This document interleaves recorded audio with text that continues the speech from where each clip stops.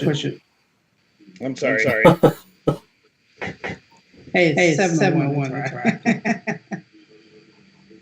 Yeah, it should be working now. All right. Well, I think we're live. It's working. Yep. Okay. So, anybody hearing an echo yet?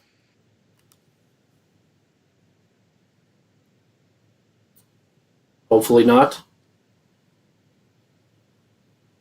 Zach, if you're watching, shoot a message. Don't text me. Let me know.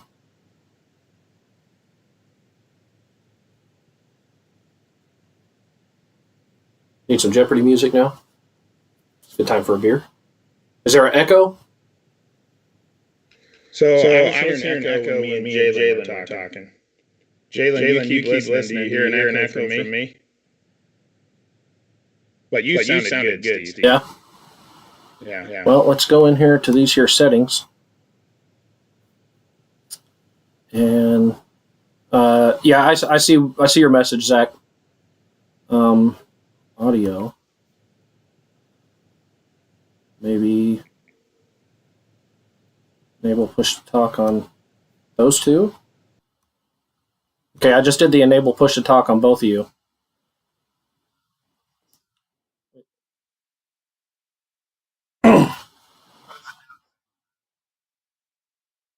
Yeah, that's Zach. Jalen and Chris are echoing. Well, I did some changes. Let's see what it does now.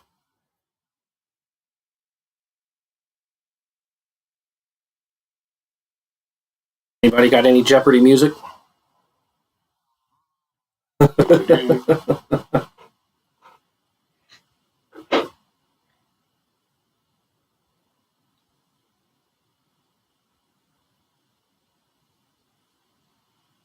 Well, for anybody else that's on here right now, this is my first live stream. Thanks for watching. We're trying to work through some audio issues right now. It's because it's my first time. Because this is my first time doing it. We're not real sure how everything works. We just did one of these a couple weeks ago, and Chris hosted it. So we're just trying to make sure everything's all squared away. And like from my end, everything sounds fine. But once you actually fire this thing up and go live, that's when you start having issues, and only you viewers can hear the issues. I can't hear them myself. Yeah. So again, if you're watching it, if you have any issues, comment on it on the live stream comments and let me know.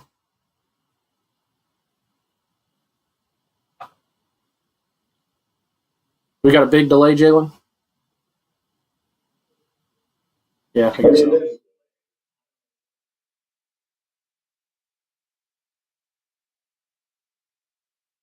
Apparently you have the best background, Chris. That's what Zach said. Oh.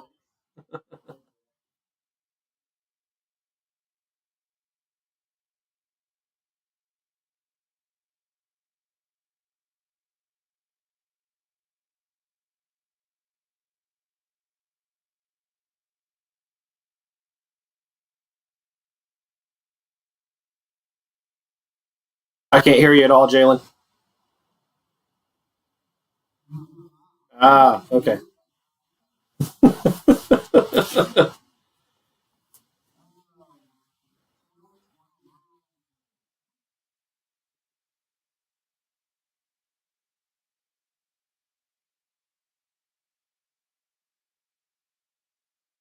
Wish I could tell you guys what it is that I did to make this not happen.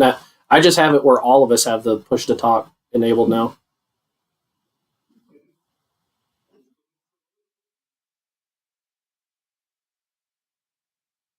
They're saying they can't hear you now, Chris.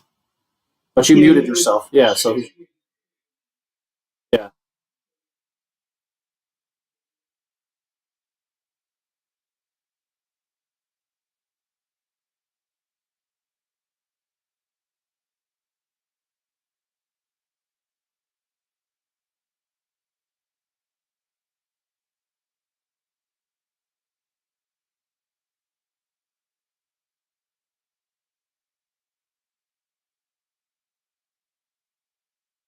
Yeah? Cool.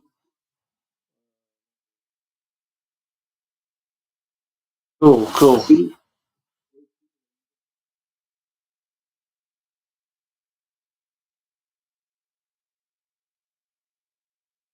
Yeah. So here's the deal, guys. Definitely share this stream. But I'm doing a giveaway, and hold on, I got to fix Jalen's picture because it got all wonky for some reason. I'm doing a giveaway, and if we can make it to 10 viewers, just 10 viewers, I'm gonna do a giveaway, and we'll pick that random viewer. Man, Jalen's picture. Jalen, I don't know what you're doing, but stop it. Picture just got all weird. Once we hit 10 viewers, we'll do a little trivia question, and whoever wins that trivia question, we're gonna get some lures. So what we got? See if can I see this? I can't see it. I got a Bagley crankbait, and there you go. It's kind of hard to see because of the glare. There's a glare. Yeah. Good wintertime crank. For you guys that don't throw Bagleys, that one particular, it's the balsa shad. So balsa crankbait, think like a shad wrap. This is a dual hardcore shad, or a shad crank.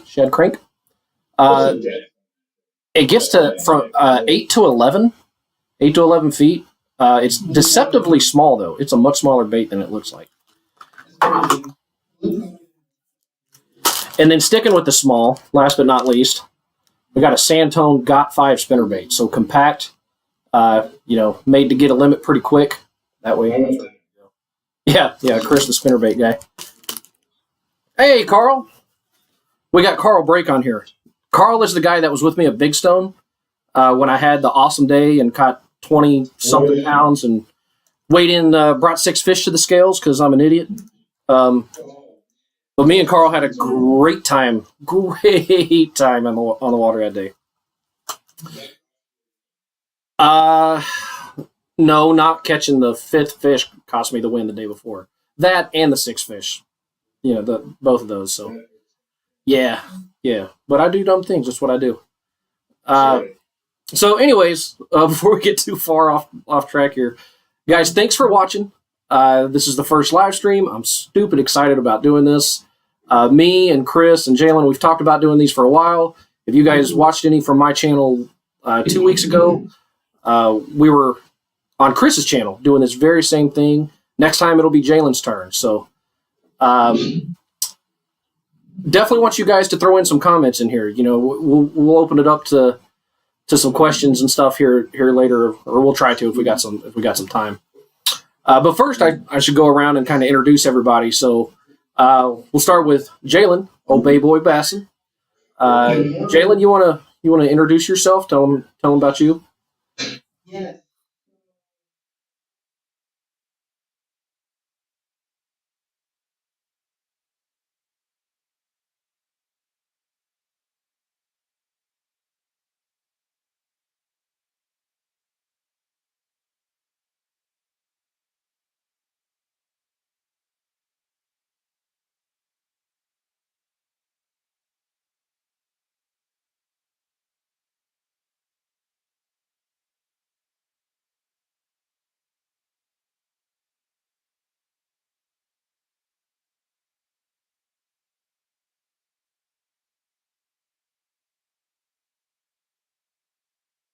Oh, hey Jalen, they can't hear you for some reason. Hold on, that might be me. Give me just a second. Let me go into the audio. Yeah, Zach can't hear you. What's audio? Audio, yeah.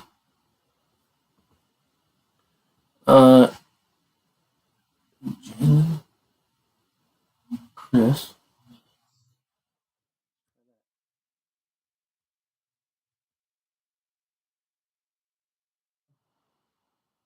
Can you guys hear me? I don't know. We had a couple people saying they couldn't hear nothing. Now Spencer says it sounds good. Good now. Hope so. Hopefully it's not echoing because I just undid everything I did earlier. Mic check. Is it good? Let us know. Mic check. Mic check. Somebody said good now. Mark said no audio. Yeah, they may still be on the delay though. Yeah, that could be. Yeah, okay. Yeah, it looks like we're good now. Are we good? Hopefully. Guys? Hopefully we're good now. Can y'all hear Bay Boy? It says it's echoing. God. We're good at this. Hey, we got 12 people here though. Oh, we do? Oh, look at that. We hit the mark. Why is it echoing? What? So, my wife says that I'm echoing. Just Chris? Just me or all of us? Said Steve's good. Can you hear me? Can you hear Jalen? Still. What do I need to do here? Did you put him on push to talk? I took everybody off push to talk because they couldn't hear you guys earlier. I put that back on. I would put it back on. I think it was working pretty good. Well, they couldn't hear you guys when I was doing it earlier.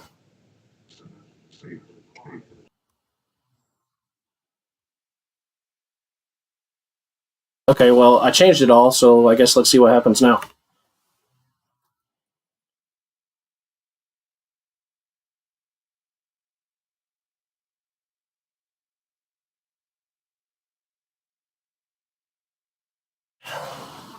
We're going to need someone that does this all the time. Like, I am so confused.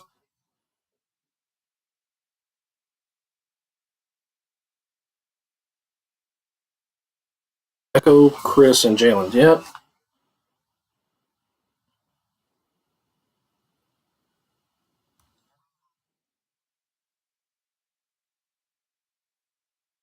You think so?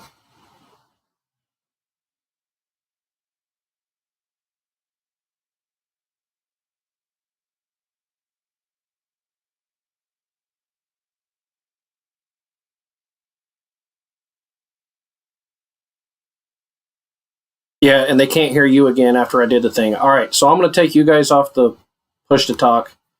I am going to go get my... I'm going to go get my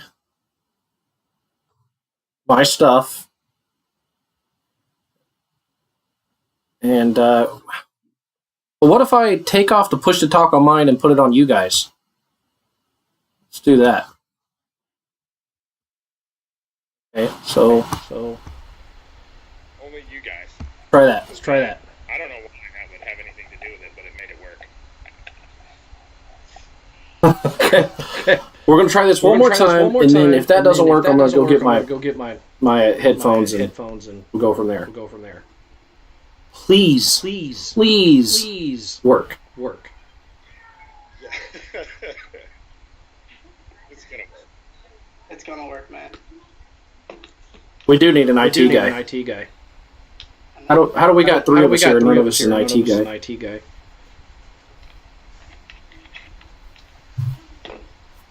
We got Chris' wife. We don't need an IT person. That's right. Bonnie is Raymond. She's a genius. Okay, so what it sounds to me is that And now I echo. Okay, so I think that from what my wife is saying, Steve, I think you need to get some headphones. Let's try that. Okay, all right. I'll be right back.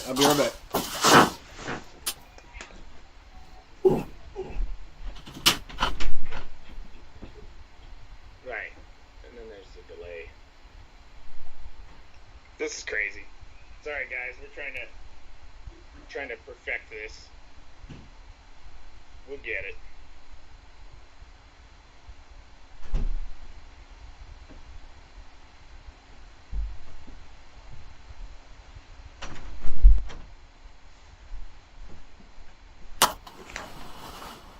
Alright, Steve's gonna plug in his headphones. I think that will help him.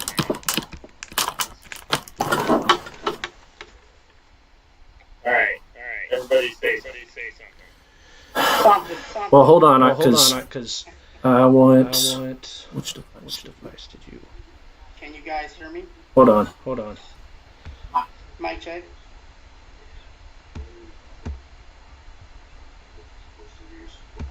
Mic check.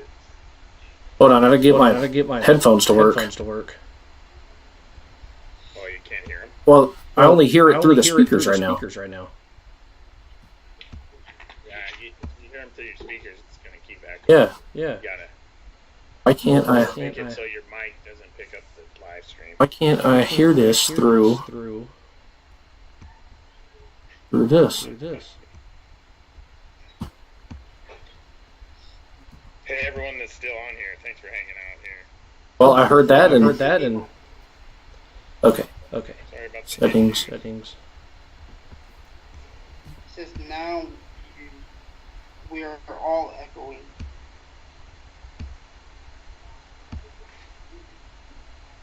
I'm about to turn off my mic though, so.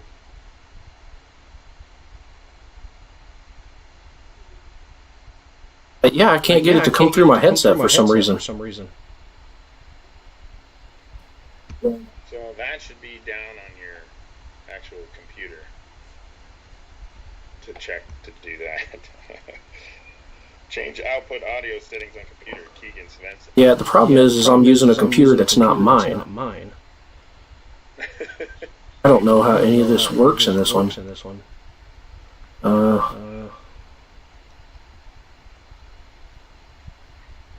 Dang it. No. Settings, let's go to that.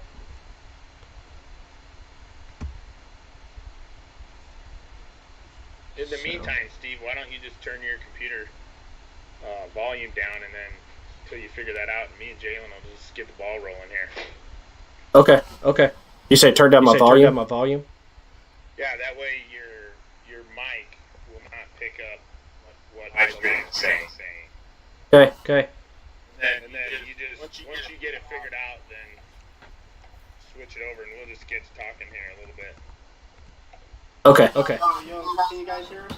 Let me Mic check.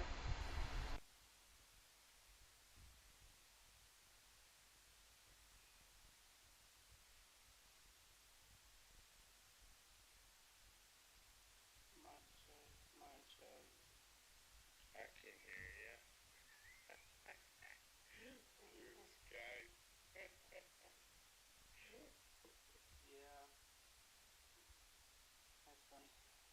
Hey, I think I got it.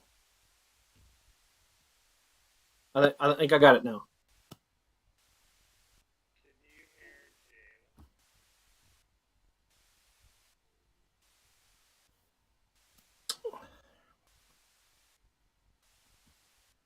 Jalen? Hey, I think and then let's go to this.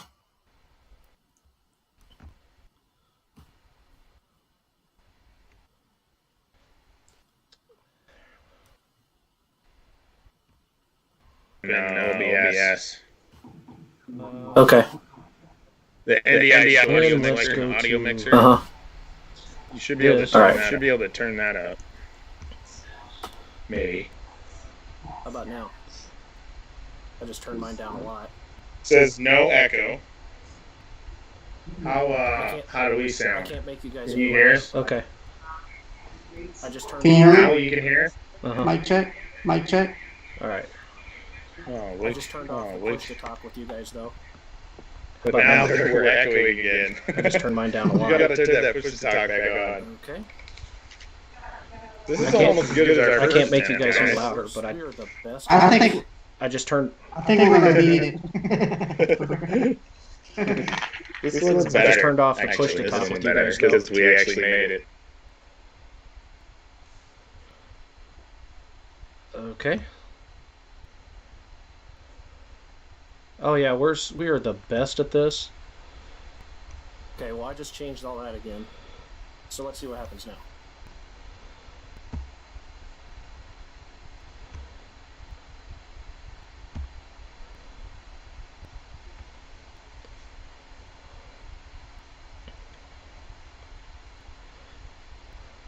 Okay, well I just changed all that again.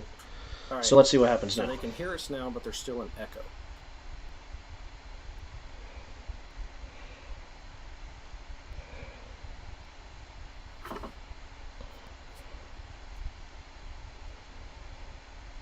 Okay. All right. So they can hear us now, but there's still an echo. Yeah. We should have Bonnie doing all this. Bonnie, can you be our IT person?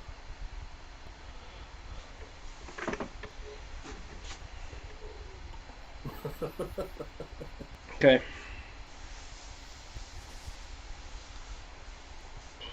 Carl says we're good. Yeah. We should have Bonnie doing all this. Bonnie, can you be our IT person?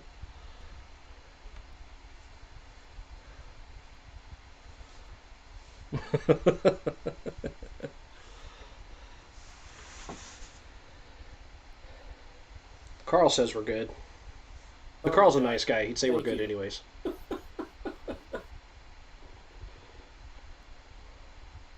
Nah, no way. No way.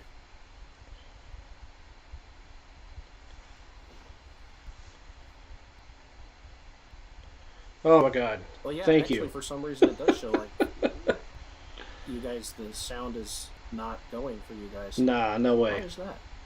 No way. I can't change it any higher. Well, yeah, actually, for some reason it does show like you guys, the sound is not going for you guys. Why is that? It's not doing anything in OBS. I can't change it any higher.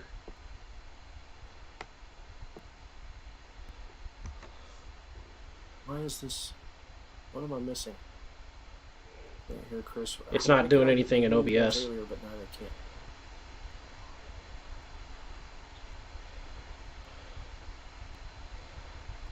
This is so confusing. Why is this? What am I missing? So, guys that are Can't watching hear this, Chris. just want you to Why know, could we they hear did you guys do earlier, but now a they dry can't? run. And it worked. We did all this, and everything works. This is so confusing. Hold So, on. guys that are watching this, I just want you to know we did do a dry run, and it worked. We did all this, and everything worked. Yes. Yep.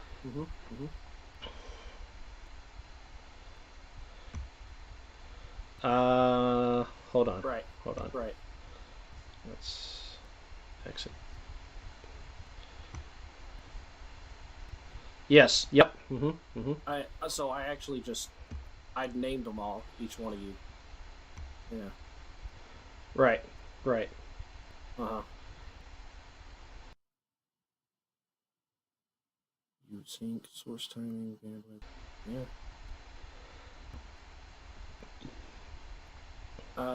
So I actually just So I you know named how them I all, said each down one of there you. at the hotkeys where you got the push Yeah. to talk.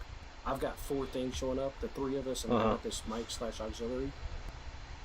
I'm gonna see what happens. Source timing, bandwidth. Yeah. I'm gonna do that. I'm gonna disable. So you know how I said down there at the hotkeys where you got the push to talk? I've got 4 things showing up, 3 of us, and then I got this mic/auxiliary. Put it down. I'm Try gonna that push to mute, maybe. I'm gonna do that. I'm gonna disable You can. make it to where But no is boxes there are going to be an checking echo? guys. Let's And let's see what if happens. there's going to be an echo. Should be able to hear you Can you guys. hear me? Can you hear me? Check Hold 1, on. 2. So I can see you guys. I can hear you. You can hear me. Nice. Nice. Yeah. Is it echoing? Is it echoing? We're about to find that out. Yeah, I can hear us, but there's an echo. Son of a bitch.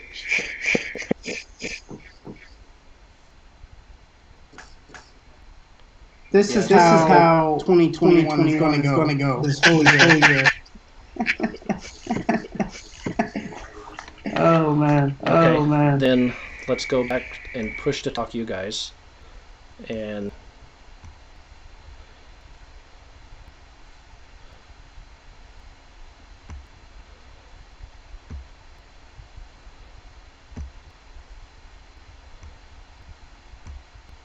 okay. Well, yeah. Now, because I just put the push to talk back on you guys, and now I can see that there's no sound.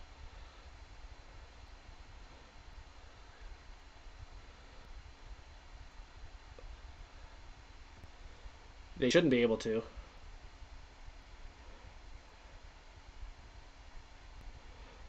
Yeah, I don't know if we did the push to talk. I don't understand. Is that like, do I have to click somebody or?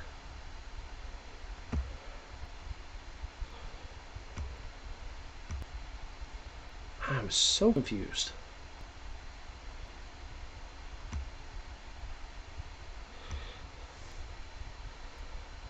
No, that's not right.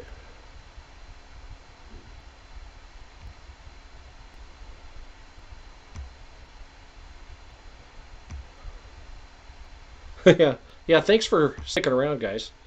For this train wreck of a live stream we got going on right now.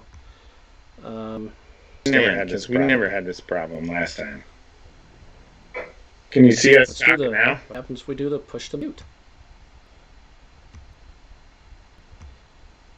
And so can you see the little bars moving when I talk? Got rid of the push to talk for you guys. Okay, so let's see if there's an push to echo. mute. Is there an echo? Yeah, I can see that. Does PTT need your volume? I don't know what that means. An echo.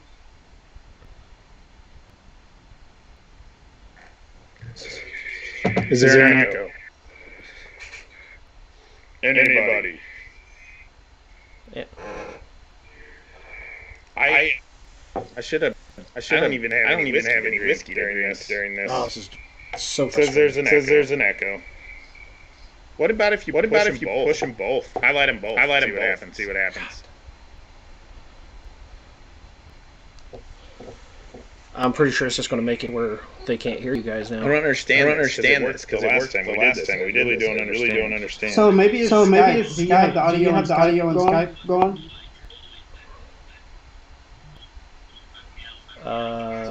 Yeah. How do I make it? I don't think you can. Yeah. Oh no. That can't be right. Just a guess. I don't know. I'm thinking. I don't know. Let's audio and video settings. Can you turn up the volume on the push to talk? Is that a thing? Let me look at it.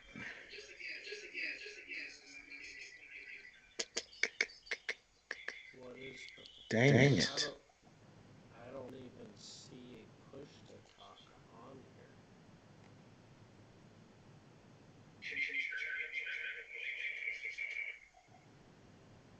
I don't understand this. Steve, can you share your screen We've been at this for 30 minutes. on Skype, and then I can look at what you have set up as? Everybody on the live stream will see it too, but that's cool. Right. Probably. Man, I thought we had this dialed. Sure. Hey, did you apply the settings? Hold on, I'm gonna get. There we go. Share screen. Okay. Yeah, but all I see on your screen is Skype. Sharon, do you see So anything? there you go. So go to the audio. Yeah, otherwise you guys wouldn't be able to see you guys. Yep. Okay, hold on a second. Let me look at mine real quick. Because So this is what I have. Can you see my cursor? but I have a microphone. All those are disabled with the exception of that one. So you have the microphone array. I wonder if that might be part. No, that wouldn't be the problem because you're not echoing. You sound fine. Okay. Uh-huh.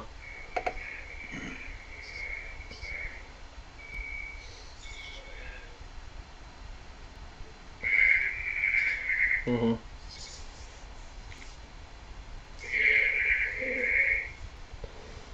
I took the push to mute off you guys. Yeah, I can hear it too. Well, I haven't done anything with it yet, but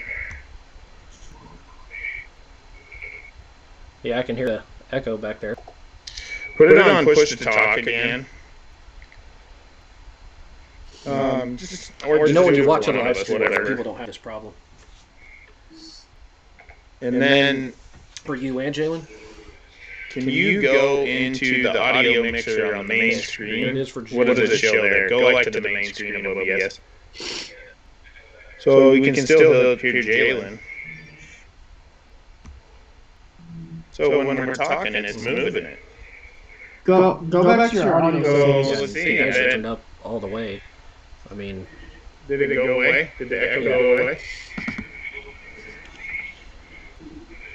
Right, go up.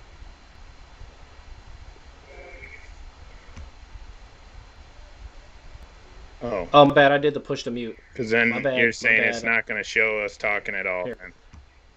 No, let's do it again. Yo. Is there anything in that little settings gear? Yeah, so there's Click Jalen. on I that did the push to settings talk. deal. and What does that nothing's pop coming up?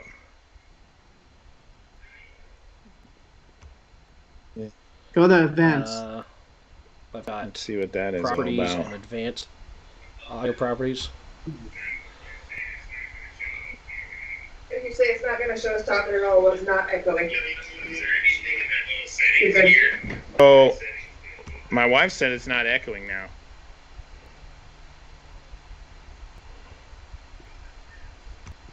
Now, that doesn't make any sense. Are we good? Can you hear me? Yeah, but we're not because we can't hear Jalen. Not on OBS. Better. Somebody said better. So it's, yeah, so turn Jalen on. Push to talk. Or whatever the heck you have me set on. All right, can you guys hear Jalen right now? There's no way I Talk, can hear Jalen. Jalen. That doesn't make any sense. Yo. Can you hear me? Can you hear me? No, we can't hear you now because it's But there's no all echo right. now. So what? Jalen was on. I was listening to Jalen. Keep talking, Jalen. Babe boy, Yeah, they- Bassin is in that house. You know, we hear. Okay. All right. Somehow they hear Jalen, and I don't even care how this makes Okay, make any it sense. works. But we're good. Oh my All god, right, I don't so understand. stop sharing your screen. Oh yeah, I got to do that. Yeah, we don't know what you got back there. Yeah. Actually, we don't see it on. It doesn't show up on YouTube. Okay. Oh. Okay. Holy We're cow. good. Huh? Are we finally good? Are we good? Thumbs up. Can we get thumbs up? Thumbs up. Thumbs we up. can hear him good. All right, we're good. Okay. Oh, Now we are. What's this say? 34 minutes into this, and we've screwed this up so bad. But we're We going to mi- kind of start over. We're going to kind of start over. Thank you Okay. guys for sticking around with this. A couple things before we get too far into this, like we already did. We're going to do a giveaway. What I need from you guys is to share this. What I want to get is 10 viewers. This is my first live stream. I don't think that's too Already got- ambitious. starting So we at got 10. 14. Oh, Yeah. well, sweet. We already made it. So 10, we're going to do a giveaway for these baits that I kind of showed earlier. Maybe you seen it, maybe you didn't. Got a couple on here. Yes. Spinnerbait. I want that spinnerbait. We're going to do a trivia question here in a little while. So now that we've already met our number, we'll do a trivia question. Whoever wins that, I'm not actually sure how I'm going to get your contact information yet, but Chris knows how that works. We'll get that figured out, and I'll get it sent out to you guys. So, anyways, thank you guys for watching. Way excited to see you guys, or to have you guys on here. Way excited to do this. This has been something me and Chris and Jalen we've been talking about for a while. If you guys watched Chris's channel a couple weeks ago, we did the same thing on his channel. Had a great time. Had so much fun doing this, and this is going to turn into something we do monthly, every couple weeks, something like that. Next time it ought to be Jalen's turn to host this. And yeah, so. What I wanted to do is kind of go around and introduce the guys. We have Jalen with Bayboy Bassin. Yeah. I've known Jalen here for Couple years now. yeah, going on a couple years. He and I met through some mutual friends down at what was that, Beaver Lake in Arkansas. Did a little fishing trip down there. And then Chris is one that we actually kind of met through like a YouTube Facebook group, which kind of sounds like AA when you say it that way. But he lives in Iowa. You know, if you guys watch my channel, you know I live here in Omaha, Nebraska, so that's not too far from me. And my favorite lake to fish in this area which kind of isn't my area, but it sort of is like his next door lake. So I get up there as often as I can, and me and Chris get together and fish, and he's came down here. So he's been on my channel a few times. So Jalen, you wanna tell him a little bit about yourself? Yes, sir. So guys, the name is Bayboy Bassin. Make sure you guys follow me on all my social media. But yeah, I grew up in California my whole life, pretty much. Been fishing in California since I was, a toddler, pretty much. My uncle, he raised me. He taught me how to fish. We used to fish for like flounders, stripers, and stuff like that. In California, there's just a mixture of different waters out there. It's not like Oklahoma, but you got rivers. You can fish the ocean. You can fish pretty much. They have lakes. They don't really have a lot of creeks, but where I'm at, but there's a lot of different species you can target in California. But that's I grew up. I love California. I love the weather, stuff like that. But I basically moved to Oklahoma and started doing bass fishing. And that was kind of new to me when I moved to Oklahoma, and I kind of wanted to pick up on that and pick up on the YouTube channel.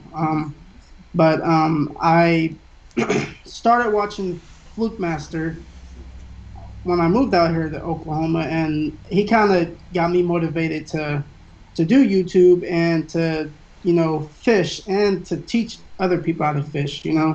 I might not do it with every video, but sometimes I do share my advice or opinions on things with my YouTube channel and stuff like that. But yeah, so we're growing. I think this last year that just passed, I think we've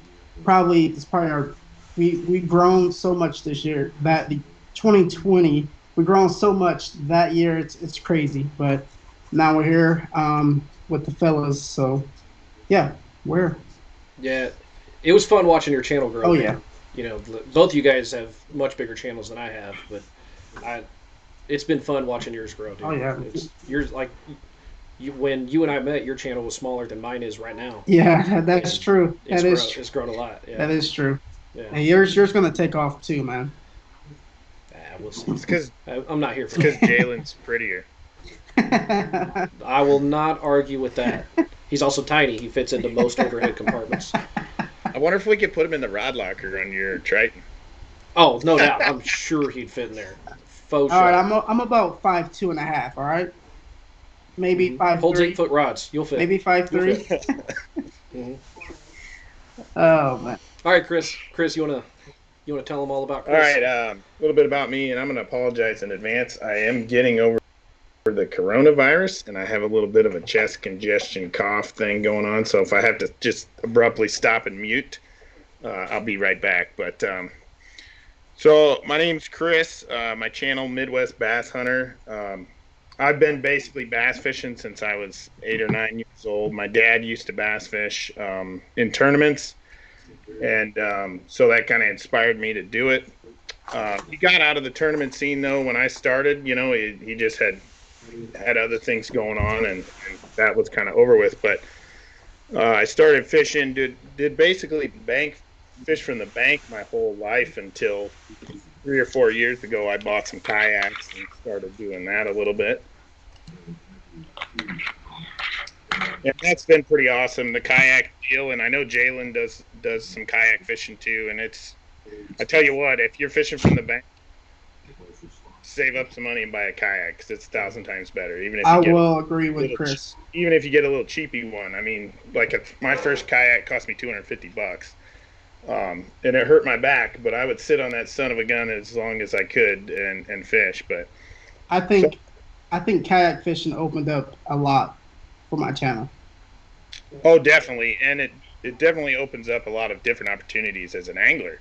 Like those crankbaits that Steve was just showing us. A lot of those, you're not going to be able to fish those from the bank all that well. They dive 10 feet deep. You need to be able to get out there in the water. But so that's kind of my deal. I've been fishing since I was, old enough to get to the lake, and I really expanded what I do once I started making videos, just because then kind of changes what you're doing. You wanna get different content, you want to learn new things, and I don't know, it just really opened up a lot of stuff for me, and kind of forced me to be better, learn more. Yeah, isn't that funny how the making videos, it changes how you fish, right? For sure. uh, before you started making videos, if it was a summer day and it was like a light rain or something, you're like, I'm going, I'm getting out there, I'm fishing. This topwater bite's going to be incredible. And now you make videos and it's raining, you're like, nah, I don't know. It's not good for the cameras. Lighting's going to be bad. I don't know if I want to go. And then Chris, I know you don't use mics, but I use external mics, and that don't work with rain at all. Right. So, yeah, there's been a lot of great fishing conditions that I didn't go because it wasn't actually good filming conditions. I'll show you guys what I got me a foam thing on. I don't know what it's called, but it's pretty much a foam piece that fits over your GoPro. And yeah, I've seen that. Amazing. Yeah, it works amazing. Yo, where'd you get that? I've seen a lot of guys with that lately. Amazon. Yeah. What's it called? What's the thing called? Just, I don't know, like foam piece. Just type it in, like foam piece for your GoPro, and it pop up. Yeah. Okay. Yeah, I'll have to check it out. I'm gonna check that out for sure. But yeah, that's basically it about me. I'm gonna try and buy a bass boat one of these days, but otherwise I'm just gonna get out there and fish as much as I can. I do, as Steve said, I'm up in Iowa, so right now my lakes are all froze. So I'll be out doing some ice fishing here shortly, which I begrudgingly do. I'm not a big fan of ice fishing, but it's better than not fishing. So I do that in the wintertime. Yeah, I tell people I only ice fish because it keeps me from murdering people in the winter. Yeah, that's all it is, man. I ice fish so you guys don't have to die. That's what it is. It's the only reason I do it. Oh my gosh, that's about it about me, Steve. Yeah, our ice fishing is kind of just starting here. By the way, Spencer Whitney, I see you ask what the weather's like in Omaha. We got about 6 inches of snow on the ground right now. That happened a couple days ago. Jalen, I see you guys got dumped on in Oklahoma too. We did. And it's cold, Spencer. It's cold here. It's not North Dakota cold like I was at before I moved here, but it's not pretty. It's down. I think it's down in the teens right now. So I mean, we're building ice. I'm gonna be ice fishing here soon. Where Chris is at, they have ice conditions. They can get out and ice fish. Where I'm at, it's what I call purgatory. You don't have thick enough ice to walk on yet, but it's too thick to put a boat in. So for a fisherman, it's purgatory. Yeah, I got a question for you, Steven. Have you ever did an ice fishing video? Yeah, I've done a few these past 2 winters. I don't get out and ice fish as much as I'd like, because one, it's cold, and I don't like cold. 2, I'm kind of luckily here the ice fishing doesn't really start until the hunting season's over, but like right now I could go find a place to go ice fish, but I'm way more interested in trying to shoot a deer right now than I am in trying to go drill a hole in the ice. So I tried to shoot a deer this year, and I should have went ice fishing.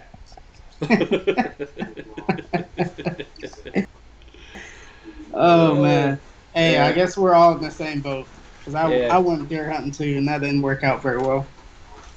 Well, I'm not a newbie at it. I just suck. You guys are newbies. There's a difference. I've even been hunting deer that are in state parks where you're not allowed to hunt them except for this 1 week out of the year, so they're good and dumb. And I couldn't even shoot one of those. So, I should really just put the bow away, sell all that crap, and just focus on fishing. I'm at least good at that most of the time. Hey, Steven, tell us a little bit about yourself. I know this is your channel, but we might have some crossover viewers.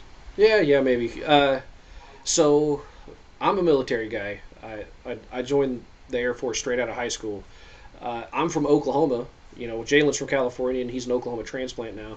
Well, I graduated high school in Oklahoma, spent pretty much all my childhood there, and then joined the Air Force, and then got stationed right back in Oklahoma for 6 years, and then bounced around, a little bit. I got stuck in North Dakota after that, which, man, you know what? When I found out I was going to North Dakota, words cannot describe how pissed off I was.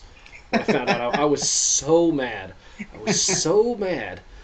And then, I was actually in Korea at the time, and I'm at work, on a mid shift, middle of the night. So I'm Googling North Dakota bass fishing, and I'm like, well, I'll be damned. They do got some bass up there. And hey, they got tournaments. So, okay. So I actually bought a boat when I came home for Christmas from Korea. I bought the boat that I have now. I was home for a month. Bought the boat the second day that I was back home for Christmas, and then went back to North Dakota for the rest of my time there. Or I'm sorry, went back to Korea for the rest of my time there.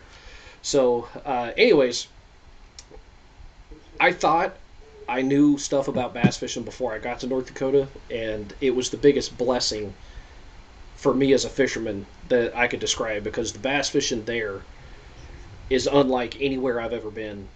And I'm not going to say I'm otherworldly, but I've traveled a good amount of this country and fished a lot of places, and nothing compares to what it's like in North Dakota, because there's not that many bass anglers. In fact, like, I pretty much know all of them that are up there right now. There's just not that many, so those bass are dumb.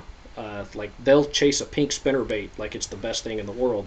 They'll go nuts up there, and they're mostly smallmouth, so they're extra dumb and they're extra angry.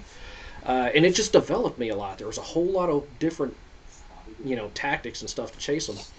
And then, a couple years ago, I moved down here to Omaha, which, no lie, Nebraska is not the best place in the country to go bass fishing. It's not the worst. I've been to worse places. But it's taught me more, again, because now I live here in Omaha, where there's a lot of people. The lakes are very, very small, and they get a lot of pressure, and you got to learn how to catch them in this kind of stuff. It's not pressure like guys on Gunnersville are seeing, or Lake Fork, or any of those, meccas of bass fishing, but you still get a lot of pressure, so it's taught me a lot there. And then, like I said, I even get up to where Chris lives, up there in, what's that, it's northwestern Iowa, right? Isn't that technically that? Yeah, Northwest Iowa, yep. Yeah, so there's a lake up there called Okoboji that is my favorite place to go to out here, and it's real diverse, teaches you a lot, and I've just been a big fan of that. So, along with all that, as much as I love to bass fish, what I really love to do is tournament fish, and I don't get to do that nearly as much as I'd like, but I love competing, man. I love it. In fact, so one more real quick story that I'll try to get in real quick. What kind of instilled that competitive edge to me in bass fishing was, like most of us, my dad got me into bass fishing, or just got me into fishing in general, and then he kind of got me into bass fishing. And when I was like 13 or 14, we'd go fish all the time. We'd take the boat out, which wasn't a bass boat, but it had a little trolling motor in the back. My dad would run the trolling motor in the back because it was a transom mount, and I'd be up front fishing.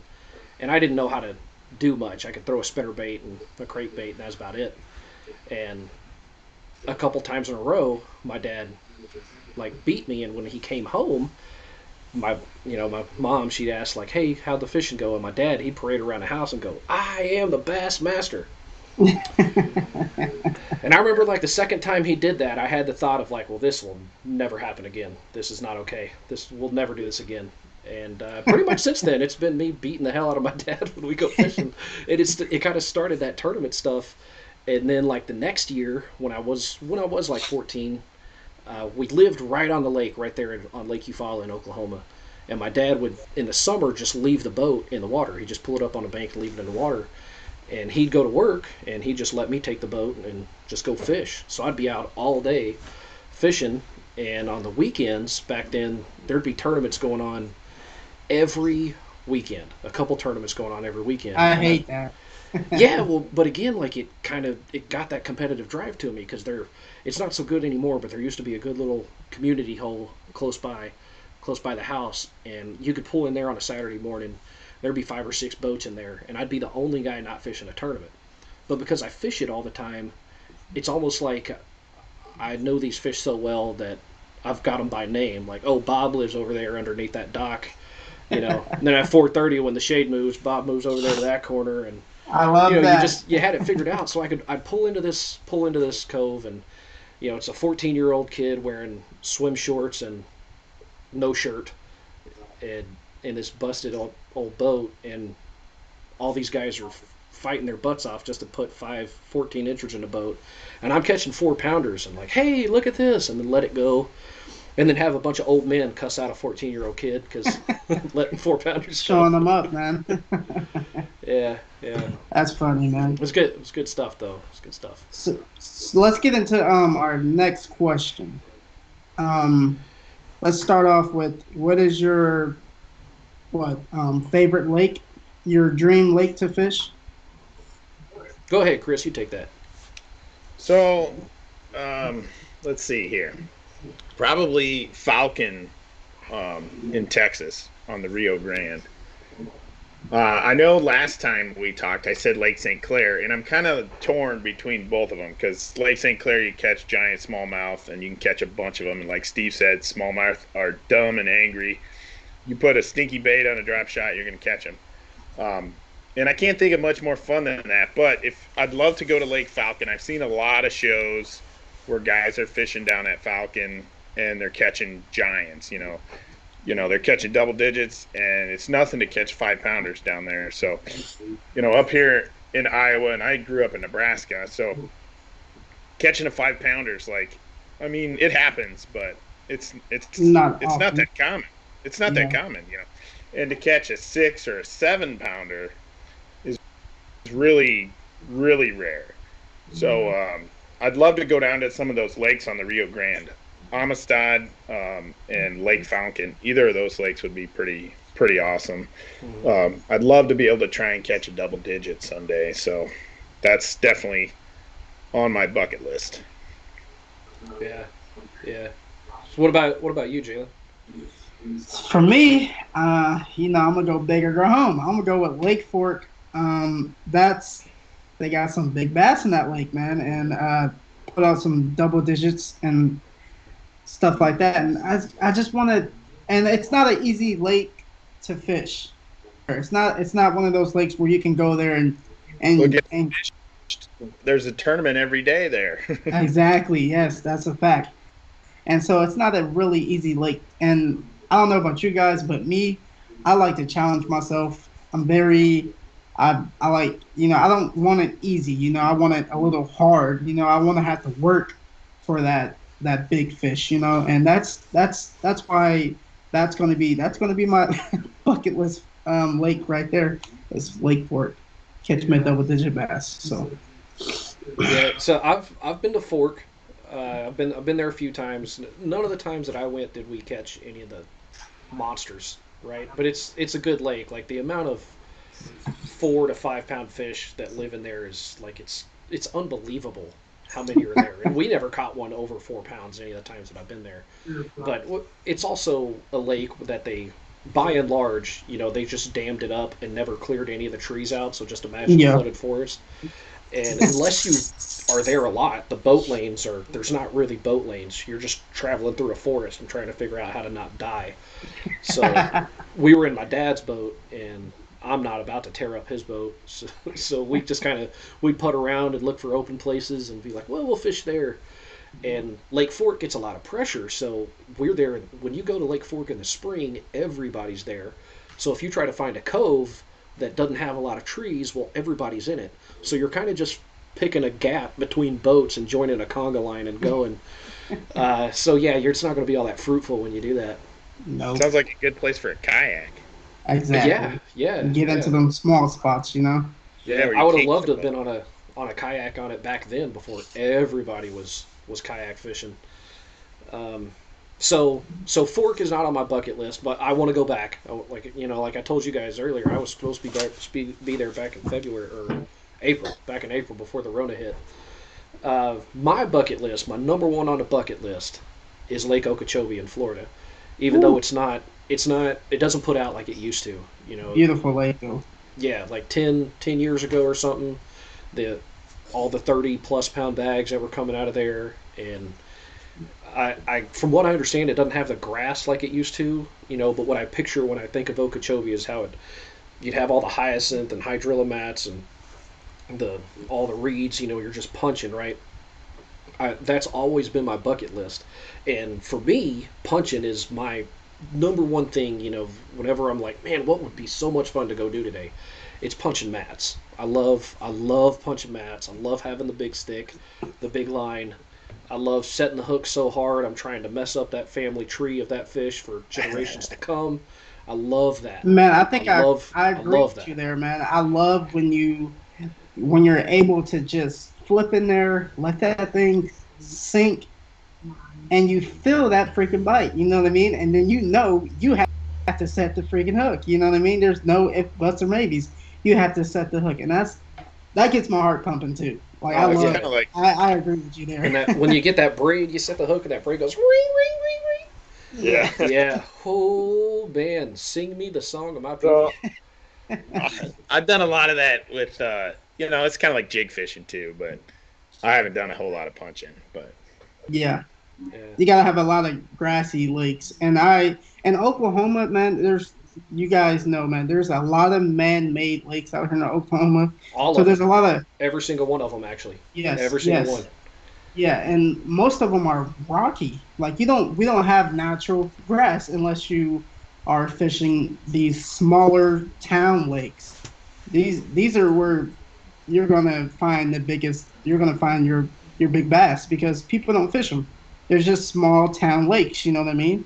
And that's something I'm learning, and it's on my radar. So where I'm not catching big fish at our bigger lakes, I'm catching them at the smaller lakes where people you don't see a lot of pressure. So yeah, I agree with you there. I mean, it's a lot easier for me to catch a bigger fish on a smaller lake than it is. And I mean, pond fishing and small lake fishing it's a lot easier to find those fish, because Yeah. obviously you don't have such a big area. Yeah, and being a bank fisherman most of my life, that's really what I know better than going to a big 3, 4, 5,000 acre lake and trying to find some fish. I can do it a lot easier on a small pond or a small lake. But yeah, I mean those fish are a little less pressured. Exactly. Yeah. That's awesome. So I was talking favorite techniques. Jalen, what's yours? So my favorite technique is going to be the jig. I love catching fish off the jig, for sure. That's my top go. If I had one bait to choose, a jig would be it. No, I'm probably I have a jig tied on right now. You know what I mean? So like, I'm gonna have a jig with me every single day. So I just you can't beat dragging the jig. You're dragging it, and then you feel that thump. You know what I mean? And you just gotta you hammer. They just love jigs, man. I don't know. It's crazy. Yeah. It's Oh versatile. yeah, It's so yeah, versatile. exactly. Speaking of, when we went to Beaver Lake, that's all I caught them off of was a jig, Oh yeah. and I'm pretty sure I caught a smallmouth bass. Didn't get it on videotape, but someone told me, hey, there wasn't no smallmouth in that lake. But I'm pretty sure there's smallmouth in Beaver Lake, right? I'm like there's 100% smallmouth. positive. Yeah. Yeah. Exactly. All right. So I knew I caught me a smallmouth bass, but I didn't get it on film. Well, So I'm not. it could have been a spotted bass too. Spots sometimes No. can look Yeah. like that a little bit. I agree with you. I agree. But I was catching spots too. I was catching spots, and I was catching. I think I caught. I'm pretty sure I did. But It probably was. anyways, I was using the jig, and it was just tearing them up. Is there a specific jig that you like better than another one, or do you? Let's talk you about. just Let's try talk them about. Let's talk about Stephen Hat. Like they got some awesome jigs. Oh, all Like terrain? yes. Yeah. They're pretty awesome. Those are good Dude, jigs. I would love to be sponsored by them. I know a guy who's sponsored by them, and they got some really good jigs, man. Honestly, I'm gonna be completely honest. Yeah, not to like shameless plug here, but I think what makes them so good is, and I got to meet with these guys back in October or something. Got to do a little meet and greet with them and go out and fish on Minnetonka and up there in Minnesota. And I think what makes their jigs so good is they're not a company that's like, hey, we're going to make a jig and we're going to make a bladed jig and we're going to make a spinner bait, and then hey, we may try to dally in some soft plastics. They're like, no, we're going to make a jig, and then we're going to perfect said jig, and then we may make some spin-offs of said jig, and then we're going to come back to the original jig, and we're going to make that better again. It's crazy, ain't it? Yeah. So, it's good. It's good stuff, man. I do like the all-terrain tackles, and I've used some of Steve's on his boat, and I actually a buddy of mine from Minnesota. Tony Hutchinson, he gave me a couple of them when I was fishing with him last spring. And they do make good jigs. Have you guys ever tried the New Tech jig? Oh, I have not. I haven't tried the jig. I tried their like chatterbait before. Yeah, I've never tried their chatterbait, but I really like they have like a structured jig or a brush jig, and it really comes through structure pretty good. Pretty darn good. Hey, there's a couple things on here. Mark, hold on. Whoa, hold on. Okay. Before we get to that, we got to hear about your bait, man. What's yours? Okay, so up until, and I was looking at that spinner bait that Steve bought for the giveaway. I do love spinner baits, and I'm not eligible to win, unfortunately. But I think that I've transitioned from spinner baits, and basically in the last year, this year, it's a combo. It's a chatterbait and a swim jig, and I always have them both tied on. And if I can't catch them on one, I can catch them on the other. Or if I'm in super heavy vegetation, then I know I can switch to that swim jig. Sometimes I'll fish with both of them, 2-3 casts, and then 2-3 casts just because of where I'm at with the vegetation. So I have some heavy vegetation, I'll fish with the swim jig. A little bit less vegetation, I'll throw the chatterbait on. I might throw 3 casts with one and move a little bit, throw with the other one. But that's been my and I've caught so many fish on a swim jig and a chatterbait this year. And they're diverse. You don't just you can just chuck them out and wind them in. You can hop them. You can fish it. You can pitch them up under docks. You can do all kinds of stuff with them. So those and if you really think about it, it's just a couple of jigs. Yeah. But those have been my my go-tos this year for sure. I agree with you for sure, man, because you can't go wrong with the chatterbait and you can't go wrong with the swim jig, man. Like, it's going to catch fish no matter what. So. Yeah, I like both. Hey, someone on here, yeah, there it is, Spencer. Spencer asked what goodies we all got for, well, what did we buy for Christmas? I guess in my way I did kind of buy, but do you guys get anything any good? I got another GoPro, but it wasn't really a gift. I bought it myself, but I bought a whole bunch of line, so I got that coming. Yeah. That's good. Yeah, it's the least sexiest thing, but it's the most important thing. Yeah. Yeah, I'll be set up for next year. I got a bunch of I wanted to try out, these mystery, what is it? Guggen. They have these Guggen boxes filled with their baits in it. I wanted to try that out and do a challenge video. And then I have their Carls and Tackle put together box that sucks. let me put that out there, guys. This box sucks. I wouldn't recommend it. Like what box was that? The Guggen box? What was that box called again, babe? She sleep. Oh, but anyway, it was. It's not the Guggen one. I believe it's called the Megalodon box or something weird box they came out with that they filled up with a whole bunch of different type of companies, and it sucked, dude. Honestly, but that's what I got for Christmas. Yeah, it's crazy. Yeah, it's crazy. So my wife and I were awful at like getting each other surprise gifts, right? Like we're terrible of like, oh, I didn't know you got this, but thank you. I so wanted this. No, we're awful at it, and we're both done with trying. We're just not even going to try anymore. So, she gave me a list of things that she wants, and I gave her access to my tackle warehouse wish list. And Nice. that's so and she's going through and picking That's things. brilliant. That is brilliant. She's going through and picking things that I already want, and then sometimes she'd even be picking things in pretty colors. So I got a bunch of everything. I got A-rigs and I got more chatterbaits. I got jackhammers but I've been dallying and wanting to get more jerkbaits. So I got the Spro McStick. I've never had one of those, and I've been hearing a lot of good things about that 6 Sense Provoke.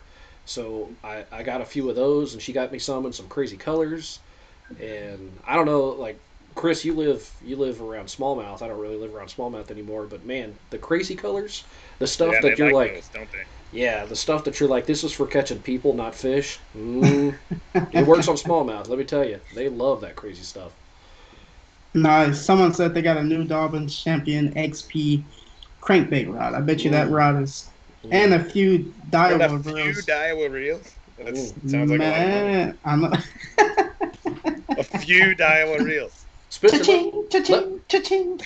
Spencer, let me know which Daiwas you got, because I have a couple Daiwas, and I got a couple Tatulas, and I'll be honest, I'm not real impressed. I got the Tatula CT. Steve has a Tatula that sounds like it's got a handful of gravel in it. Yeah, it's a duck collar. You cast it out, and it tries to call ducks. Ain't that a Daiwa's cheapest reel? Is that probably Tatula? That's probably why I bought it. I don't care if it's the cheapest reel. It shouldn't sound like it has a bunch of gravel in it. Hey, he said lose all day, huh? Yeah. I'm a Shimano fan, man. Dude, I switched over. Shimano's good.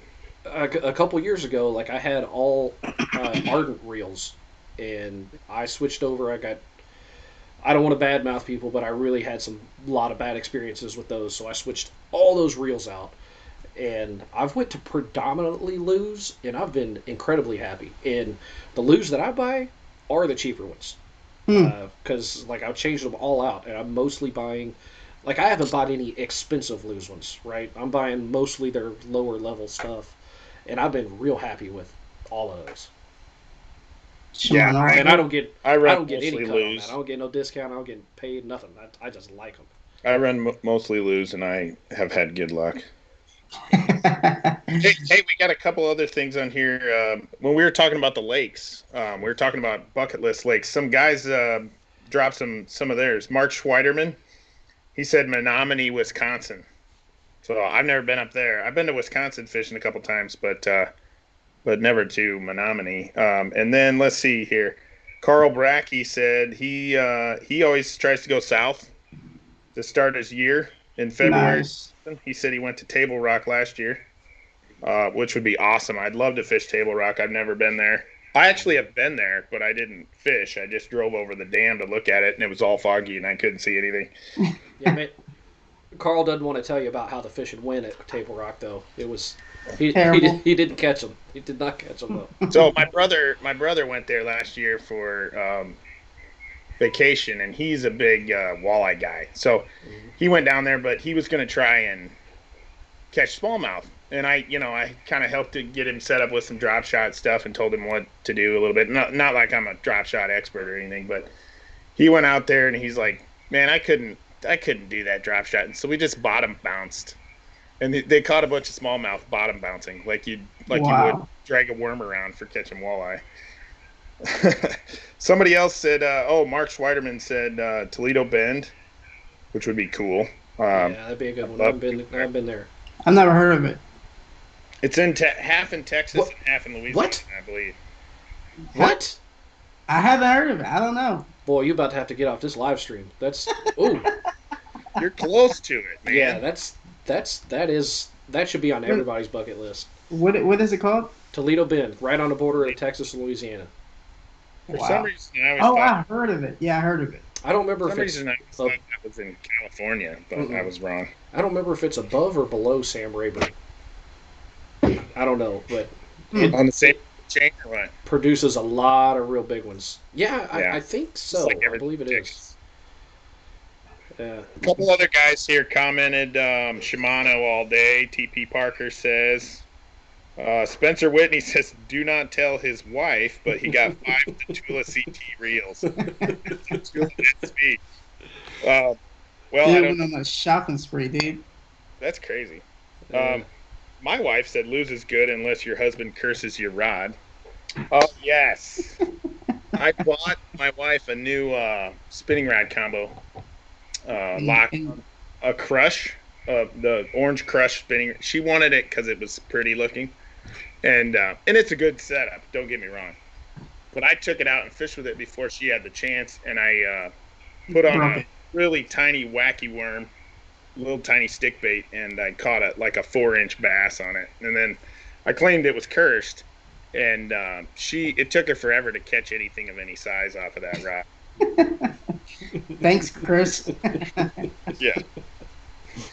Chris is the problem with everything in his wife's fishing career. Hey, at least you don't go out with her rod and break it like I did. So hey. I don't think I've done that yet.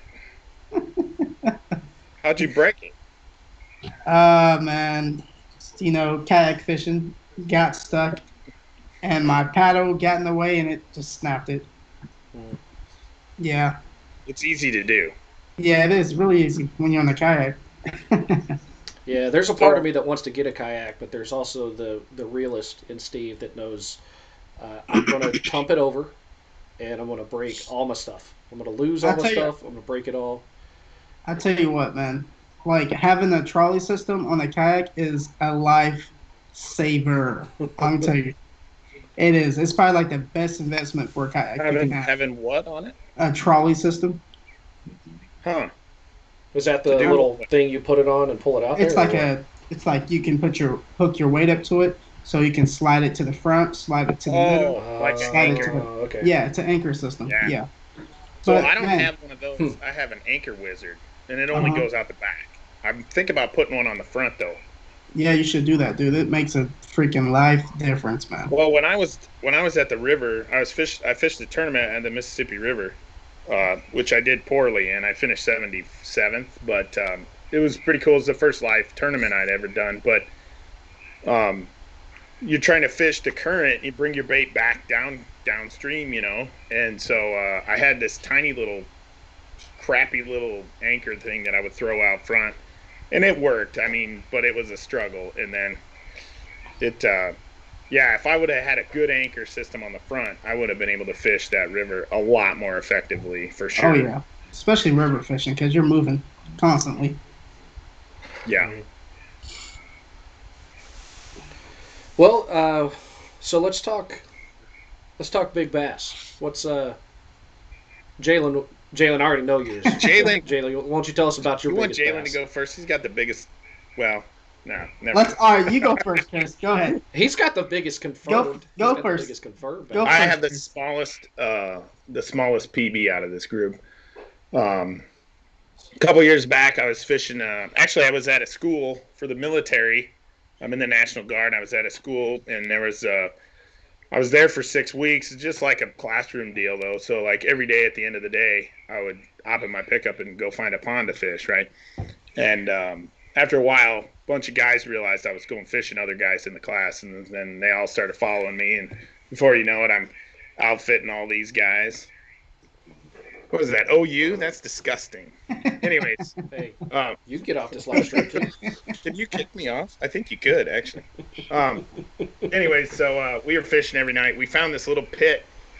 Basically, it was like a borrow pit. If you, I don't know, I guess probably all over the country, but certainly here in Iowa, there's a bunch of them where they're building roads, and then they dig a hole to get the dirt to build the road. And so they call it a borrow pit. You borrow the dirt, and then they just fill up with water, and the DNR stocks them. And typically, a lot of them are public, so you can go fish them. So we found this spot, never tried it before, went out there, and I'm kind of helping these guys get going. They're all using my rods and stuff.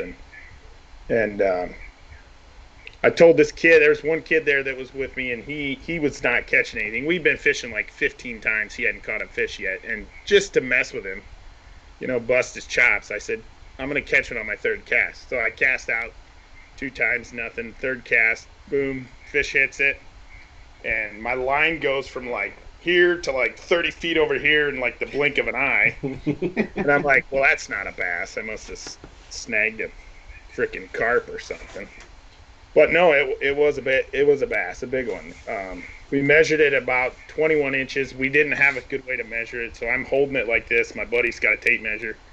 We measured it 21 inches, and it weighed 6.4 pounds on a really chintzy little scale. So who knows? I mean, it could have weighed more, could have weighed less, but it was a giant for sure. And I caught it on a big Booyah spinnerbait. Like a 3/4 ounce black spinnerbait with a big Colorado blade on it. So, nice. Yeah, it was a giant. That's another thing. Like that's another thing I want to do this year is getting a certified scale. Yeah, for sure. You're gonna need one of those. Exactly. I that's what I feel like. But let's talk about. You want to go first or me? No. You go, Jalen. Yours was way better. All right. So basically, this day I worked a 16-hour shift. I'm pretty sure I did. I worked a double, and I went fishing with the buddy. And we went to a small lake. Head up there, and it was the day. How the day went was crazy because it was raining.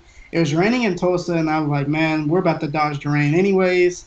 So we drove a little bit south, I believe, south, like an hour south, Oklahoma, and fished this little hometown lake. We were on kayaks and everything, It's just beautiful, you know what I mean? It just stormed, You guys know in Oklahoma when it storms, and then after the storm, it kind of just mellows out a little bit, like there's about to be a tornado, But anyways, that day was just it was just awesome, I was really tired, didn't really care if I was going to catch a fish or not. Just glad to be on the water, So basically, I pulled up on this grass patch. I believe it's west of the lake, east of the lake, I would say, and just fishing this, and I know for a fact there's this grass mat right here, and I know for sure there's a bunch of rock where I'm at, and the water was going south, like the wind was blowing south, and I'm like, man, there's got to be a freaking fish right here. Like if there's no fish right here, I don't know what to do. I didn't catch a lot of fish that day, so. I pulled up on it, let my kayak, sit in the grass. As you guys know, we use kayakers. We use the grass to our advantage to keep us still. You know what I mean? So pulled up to the grass. I had a frog on from my monster bass box, and just throwing a popping frog. I'm just throwing it, making a lot of commotion, just twitching that thing. I was fishing it a little bit more aggressive than I normally fish it. You know how you pop it, pause it. I was just popping that thing. Slight pops. Just popping it around this grass edge. And I just knew. And when I pulled up, there was a bunch of fry there. I'm like, something just laid a bunch of freaking eggs or whatever.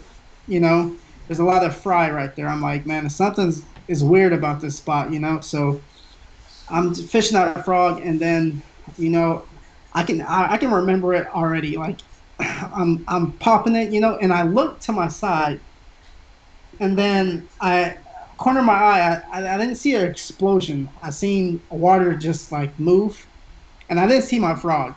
And then I turned back around, set the hook, dude. And from there on, it was a freaking fight. You know what I mean? Were you standing when you were? Yes, I was. Yeah, standing. I thought so. Yeah. I was standing. I almost fell off the freaking kayak when I set the hook. That's how much. Yeah, that's how much power that fish had. And I'm not very big by any means, but But yeah, basically horsing that fish in. I horsed it in. Like I wasn't going to lose this fish. And if you go back and watch the video, you can tell like I knew it was big before the bass even got to. Before I even looked at the bass, I knew it was big. And yeah, it was about. I got it in there. It was about 9 pounds and 8 ounces. And yeah, it's a fish of a That is so lifetime. big. That is And And so it was big. on video. That was the best part of it. It was yes, on video. you guys can look at that. Yeah, it's not. It's awesome. Yeah, you guys definitely need to go check that out. It's a sweet video. Oh man. All right, Steven, you're up. Well, hold on, I gotta pull you guys back up. I lost. There it is. Uh, well, so first off, disclaimer. Uh, Mine is unconfirmed. Now, I caught mine in 2004. That was before people had GoPros. The only people that was filming shows were Bill Dance and Jimmy Houston. So I Nice. didn't have that kind of Fish, stuff. fish, Uh, fish burn. we're in my dad's boat. We didn't have a net, and the only scale that I had was like one of those old ones with the spring in it, like and it's all rusty because it's been sitting at the bottom of your dad's tackle box since 1973. Chris was 35 at that time. Uh, but I should mention I'm we got 38, Steve. we got Brad Campbell on here. Brad was in the boat with me that day, so I've got the guy on here that can confirm the size of this fish. Uh, this is one that he's commenting on here too. This is one that unconfirmed. Brad and I think it was 10 pounds. If it wasn't 10 pounds, it was really close. Now, Brad's a big bass fisherman just like I am. Actually, Brad and I went to high school together, and we were really well, and Zach too. Zach's my cousin. We all went to high school together, but me and Brad were really the only two that were into tournament fishing in this school. We were the only two that were just crazy about it. So we were the weirdos as far as fishing goes, right? Well, because we had kind of been around tournament fishing, we've seen a lot of big bass, and we've seen 8 and 9 pounders, and this one was bigger than that. But to tell you the story on it, when it was January 24th, and I had just got out of school. It was a nice day. It was like 58, 60 degrees, something like that. We just want to go. We just want to go fishing, and we don't care if we're going to catch one. It's just a nice day to be out, and it's a day like if you got a bite, you're just happy. We don't really expect to catch anything, but we go to this little lake. We go to this little lake close to the house, and we're fishing this point where I know there's a brush pile off this point somewhere. I can't see it, but it's out there. And I'm fishing a jerkbait, old Smithwick Road, chrome and blue. Never forget it. And I'm basically trying to fish it around where I think that brush pile is. But again, like I'm probably not gonna catch anything. It's whatever. And I'm twitching that thing, jerking it down, and like twitch, pause, and then I'm turn and look back to Brad, and I'm talking to him, and when I do that, I mean, that rod just freaking jerked back. Just, oh my God, what the heck? I'm fighting it, reeling it in, and I'm thinking, like, it's got to be a catfish or something because it hit, and thank God it didn't turn back towards the brush pile. It just went out to open water, went out to deep water, and just stayed down. And it's cold, so it's cold water. It's not going to come up and jump, thankfully. But it just went, right? So we chase it out to the middle of the lake, and I'm fighting it, and it's kind of staying under the boat. And then when it gets closer, we can see the flash and see the colors, and we're like, God, this is a giant bass. And then Brad was like, oh my God, where's your net? And I'm like, this is my dad's boat. We don't even have a net. We've never caught a fish this big. I don't need a net. And Brad lips it for me, and we got it in the boat. Neither one of us had cameras back then, so camera phones weren't a thing. So you either had a disposable camera, which we're high school kids. We don't have any money at all, and neither do our parents, so we don't even have a disposable camera. Or you had a real camera, and that goes back to that being poor thing. We didn't have that either. Yep. So, yeah, we're guessing it was around 10 pounds, and it was a freaking brute. And ever since then, or like immediately after that, I'm like, I got to get a scale, and I always had a disposable camera in the boat. And then that was 2004. Since then, I haven't been within 4 pounds, 3-4 pounds of that weight ever again. Like it's 6 to 7 pounds, the biggest I've caught since then. That's crazy. So how big you think it? I think it was 10.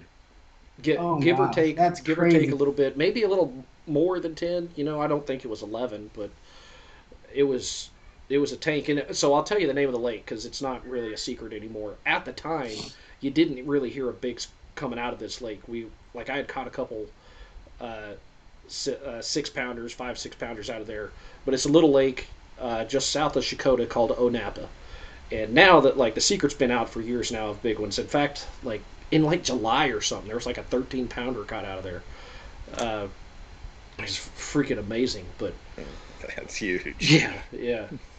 I mean, it's Dinosaur. Oklahoma gets really overlooked for bass fishing. You hear about Grand Lake, which by all accounts is not even that great now, but no one really talks about all these other lakes that's got giants in it. But they're in there. There's big ones. They're in there. Oh yeah. Yeah. See, kinda Brad's fun. commenting. Brad says 10 pounds for sure. And Brad doesn't big eye them like I do. I big eye everything. Every fish I catch weighs 4 pounds till it gets in the boat. Speaking of big eye, when they have a really big eye, that's when you know they're really huge. That's a fact. You're like, what the heck is this? They got them big Google eyes. Then you Yeah. know that's a giant. It's just crazy how when you're not really focused on catching a big fish, it just happens. You know what I mean? And Oh yeah. I don't know. It's just crazy to me how it works that way. Unexpected. Yep. So hey, viewers, if you guys are on here, comment what your what your PB bass is, and we'll read through them if we get a few of them here. What's your biggest bass this year, guys? Ooh. Mine would be 5 something. Yeah, mine will be 9.8. That is such a huge fish. So I didn't weigh any big ones this year. I don't always carry a scale.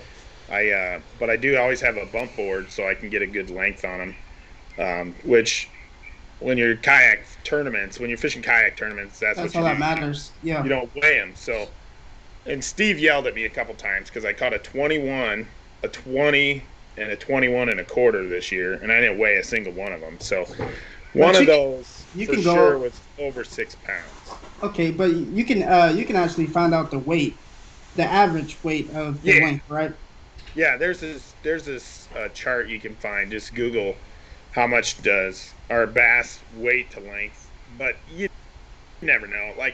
The fish I caught this spring, it was off the bed and it was giant. I mean, Dude, it was that one was at least 7. That was at least 7. But you know what? I know where she lives, so I'm gonna catch her again next year. My wife looked at me funny when I said I know where she lives. You almost got smacked. Hey, Shall- All right, we got some PBs on here, Steve. yeah, read I'm through seeing 'em? that. Zach, you're gonna have to tell me about that 10-3. I feel like I remember you telling me about that, but Yeah, I'm he not told sure. me about that too. I think he said he caught it out his buddy pond or something like that. I'm Yeah, I think so. not sure. You have to Yeah. enlighten us on that. Jeremy John with a 675. He's 6 another Iowa pounds. guy, right? Think Oh so. yeah, he's a kayak tournament maniac. Actually, one of these days I'm going to have him on my channel on live stream. We're going to talk about kayak fishing tournaments in Iowa. But Nice. yeah, I think that was a 22-inch fish. If I'm not mistaken, Jeremy. I see a lot of 6s in there, and that's one fish I have not caught yet. Is a 6-pound fish. Yeah, and Dude, so you I caught know a some of these 9 guys. and a half. What the But heck? you gotta catch them all in between. It doesn't feel right, you know. Well, and I think the other thing you gotta take into account where some of these guys are at. Like Chris, Chris coming from northern Iowa, bass don't get. A 7-pounder is a giant. A 6-pounder is a giant. A 5 is a really big bass. It is. So Carl Brake on here says a 6-pounder is the biggest he's caught. Well, Carl lives in South Dakota. I've fished South Dakota. A 6-pounder It's like is a freaking giant. freaking big one. I think right around 9 pounds is their state record. Wow. So within 3 or so of a state record, that's pretty big. Pretty good. That's big. good. I agree with you there. TP Parker, that's Tim. He and I fish together. He's been in a few of my videos. He's here local with me. Nice. A 613. That's the big one. Listen, I haven't caught a 6-pounder in Nebraska at all. So actually, not this past summer, but the summer before, I had one that was like 5.98. And you could say that was out of Iowa because it was on a lake right here in Omaha that borders Iowa and Nebraska. So I caught it underneath a dock that has the address on it, and it's an Iowa address. So we'll call it Iowa. That's where I caught that bass. That bass lived in Iowa. Awesome. So I think that's pretty cool. You have a video that you was that fish? That video you had catching that big fish? I think you. Yeah, like it had me wrapped under a dock. Yeah. That was a good video. Great video. Yeah. So Mark, I'm gonna destroy your name. I'm sorry, but Mark Schweiderman. That's why I was gonna say that. I'm proud of myself. He asked if anybody watches Indie Yak Angler. So I've been subscribed to Indie Yak Angler since I lived in North Dakota. Watching that guy fish was awesome. Chris, I know you watch Indie Yak Angler. Yeah. Jalen, do you know who that is? No, I don't. He's got a. All right, you got to get on his stuff. He's got a video where he's on this little river and he catches 6 smallmouth over 20 inches. What? Yeah. And That's unheard of. His name is ND Yak, which is North Dakota, but he does fish a lot in Minnesota, I believe, too. Yeah. I'm gonna look him up for sure. He fishes both. He's good. Yeah, and they call him the Bob Ross of kayak fishing. Wow, that's good. Because he doesn't get excited about anything. Not So at like all. his early videos when I started watching them around 2014, he'd be fishing these smallmouth rivers and he'd be fishing a topwater, right? So he'd like cast it out there and twitch like a spook, right? And he's working it back and then nothing hits out there where he thinks it would. So he'd like crank it back to the boat real fast or back to the kayak, and then right about the time he sets his rod down, when he's got literally this much line out, one blows up on it.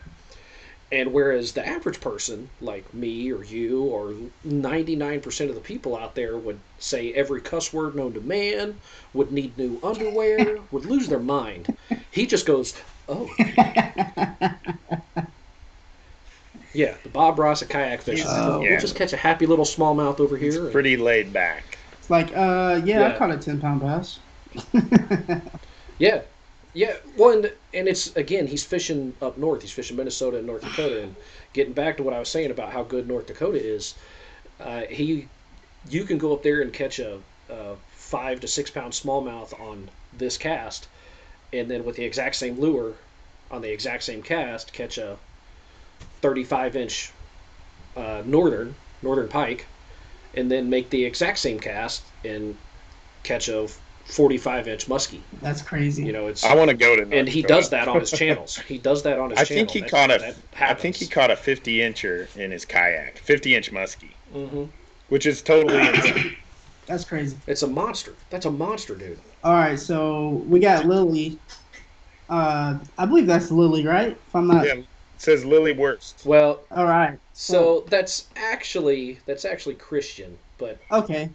He's very, very whipped by his girlfriend Lily. So yeah, we'll call him Lily. Right. We'll call him Lily. Well, let's just say, hey, nice to meet you, because we got the same language.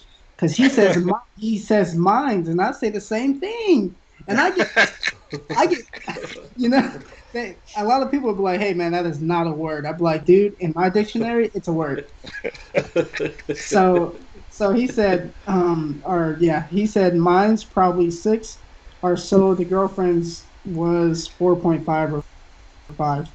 That's some good bass, guys. Good bass. Quality bass. I'm excited about Brad Campbell's. He said he caught 3 3-pounders on an A-rig at the same time. Mm-hmm. What? That's amazing. I've never even used an A-rig, but that is crazy. Yeah. That's 9 pounds right there. Hey, I caught me a 9-pound bass. I mean, it was 3 bass. Right? Can you imagine hitting that in a tournament? Boy, that would be beneficial if you didn't even have it. Already got 3 fish in the boat, 3 pounds. That's awesome. Oh, I see Christian got on his own account now. You're welcome, Christian. Yeah. Zach said he caught that fish out of a pond on a frog. I remember that. Yeah. Mark said 6.8 on the Cabela's jerkbait on Sherman Lake in Southwest. I'm about to murder this, guys. Don't Michigan. I can't even say it, man. Michigan. man. All right, yeah, whatever. This past fall, that's awesome. So Mark, was that a smallmouth? Please tell me that was a smallmouth. That would be a huge smallmouth. What's you guys' your smallmouth PB? Jalen's not sure if he's actually caught one. No, I have caught. No, I caught one. I have a video. What's your biggest? I think it's 5 pounds, if I'm not. Oh my gosh. Mine's 17 1/4 inches. And I got a lake full of big smallmouth. Two lakes full of big smallmouth 30 minutes away, but they get hammered so hard it's hard to fish them. That's crazy. Mine is my official that I actually got a weight on was 5 pounds 15 ounces. In North Dakota, both my biggest were in North Dakota. But that one, the 515, is special to me because the guy that went with me he's the best fisherman I've ever met. It doesn't matter what he's fishing for. He's going to catch the crap out of them, and he's probably going to take you to the woodshed on how many he's going to catch and how big they are. He's legitimately that good. But at the same time, he's going to talk so much crap. He's going to talk so much crap on you. That's crazy. And I like that, though. Yeah, and I lived in North Dakota. Being a bass fisherman in North Dakota is it's walleye country. So people, if you don't fish for walleye in North Dakota and you fish for bass, they're like, ugh. Like I sit down to pee or something. Like they look at you all weird. That's why I want to go there because nobody fishes. Yeah. So he's like, hey, let's go hit up this lake on the way home from this place. And we were in my boat. We went somewhere. I took him somewhere else, and the fishing sucked at the lake I took him to. And he's like, yeah, let's hit up this. We got a lot of big smallmouth in here. So he's fishing out of the back of my boat, right? And he's fishing like a little Rapala countdown, on spinning gear. He casts it out there and just burns that thing back.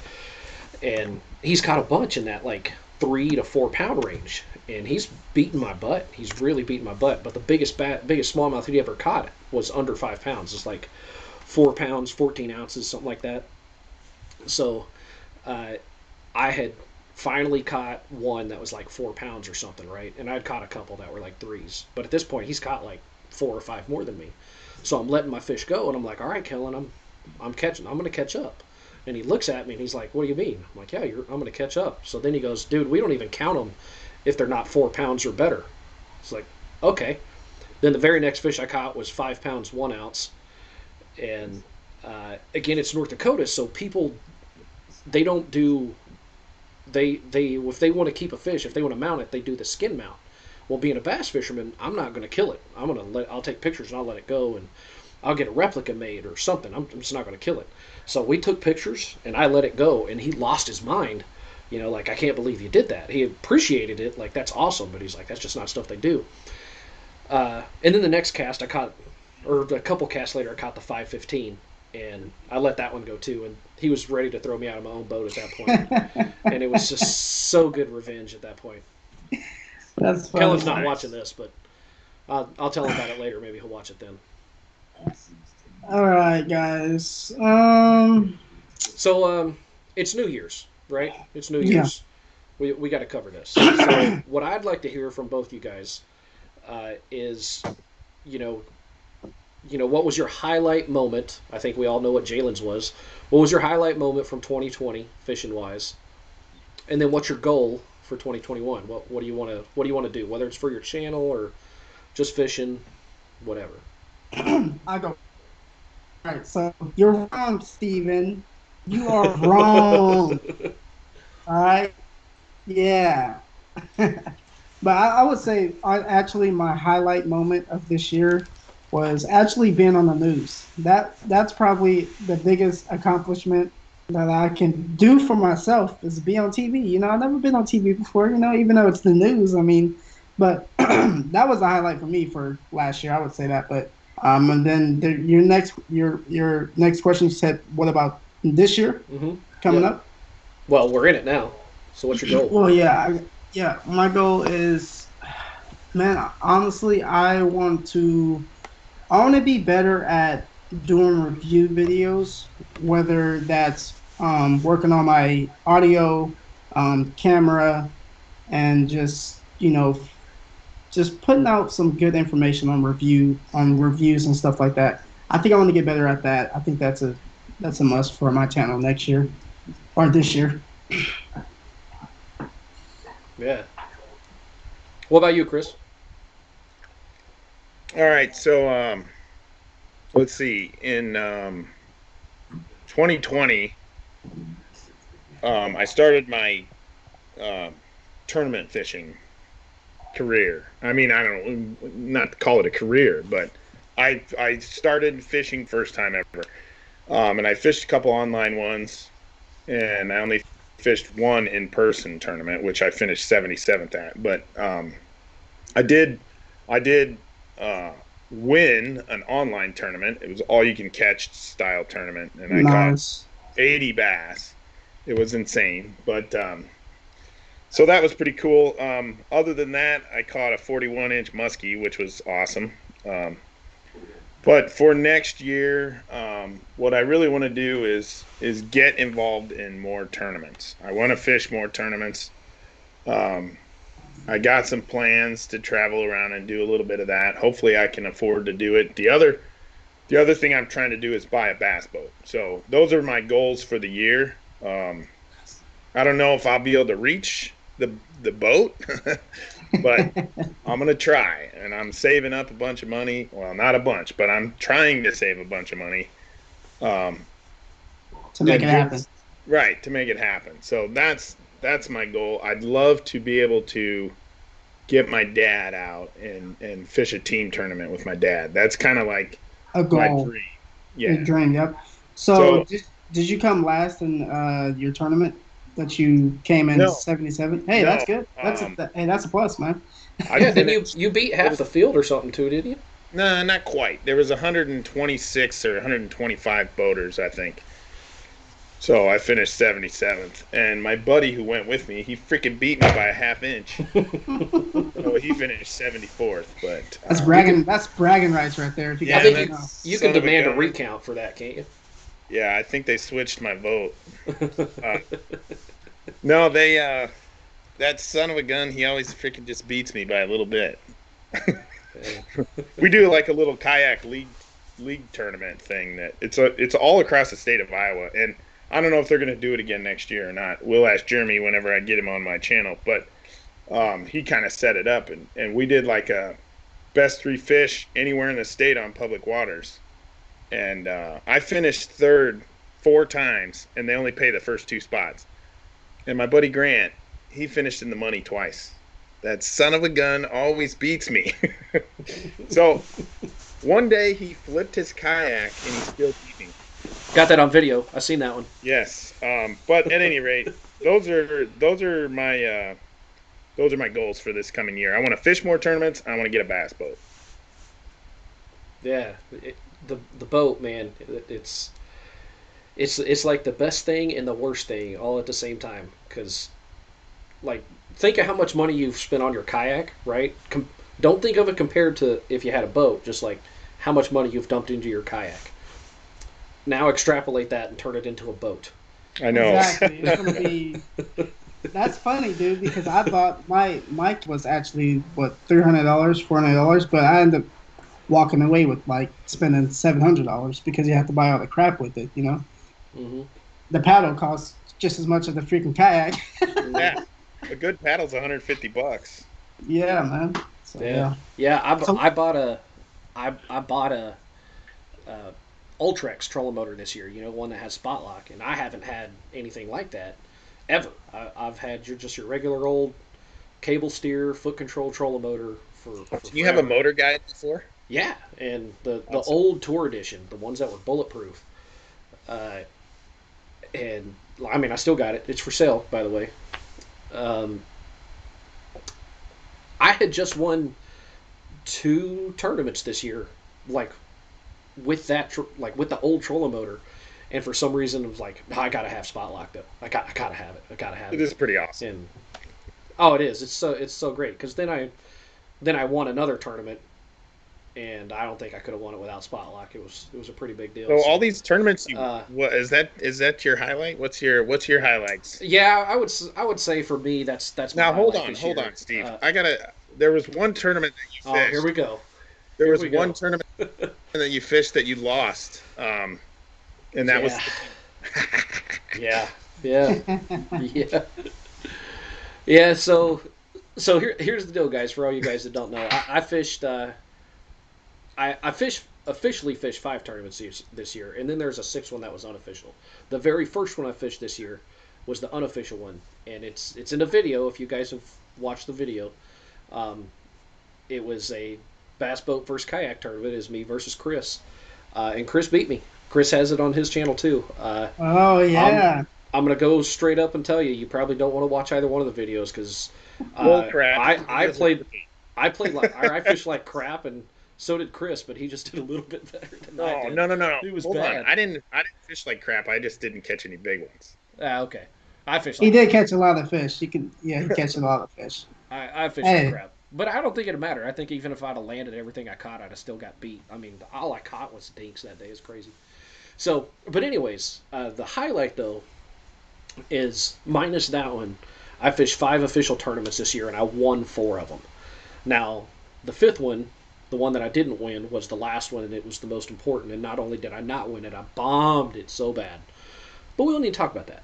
We'll talk about the 4. The reason that's important to me is prior to this year, I had not won a tournament since 2007. I think 2006. Yeah, it had been nearly 14 years since I had won a tournament.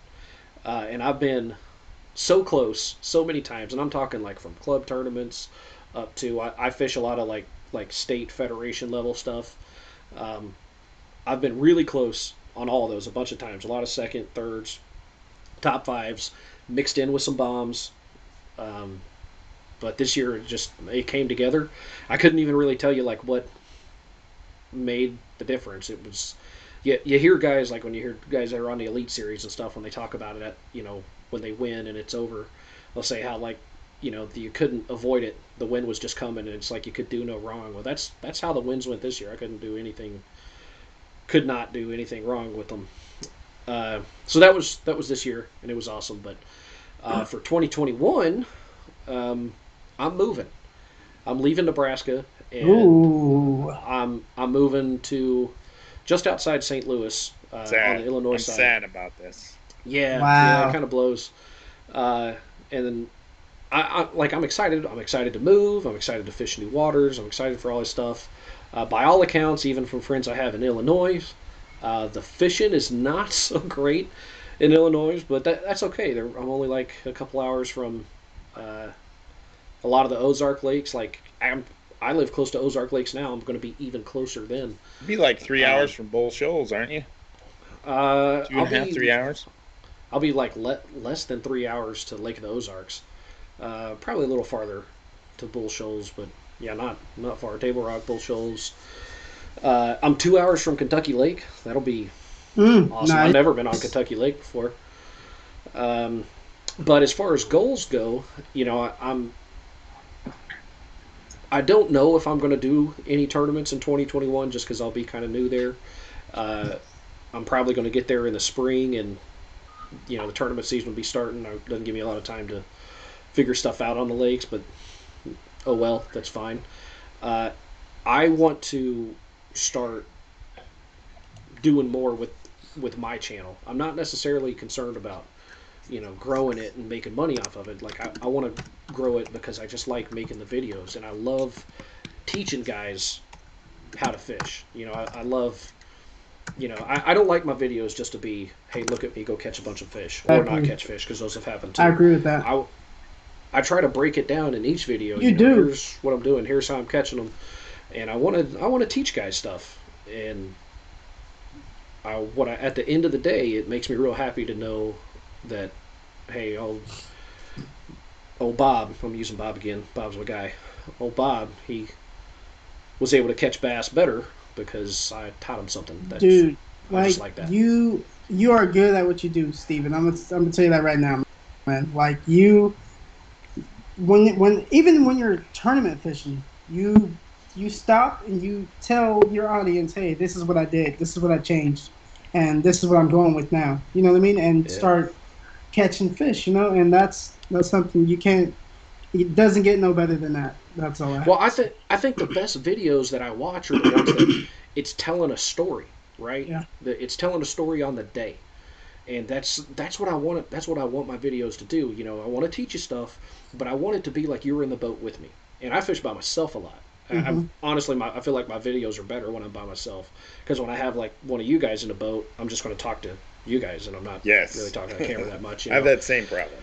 Yeah, so I want it to feel like you were in the boat with me, and it's funny, you know, because like I said, I fish these Omaha lakes, and there's a lot of people out there, and I'm fishing by myself.